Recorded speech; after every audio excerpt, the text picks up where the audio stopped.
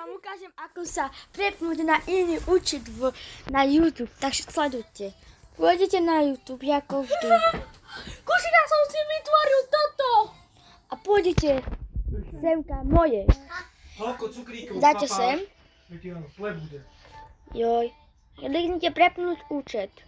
A tu máte, tu je jeden Danko, ktorý má jeden odoberateľ. A ja tam mám Gustav, mám 32 odoberateľov.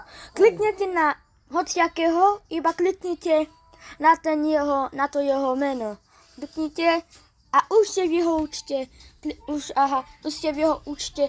A budete chcieť ísť naspäť, tak zase robíte to isté. Dáte prepnúť účet. Kliknite a ste zase vo svojom účte. No, a to je dobré. To je strašne dobré. Strašne dobré. Tak môžete vyprienkovať svojho kamaráta.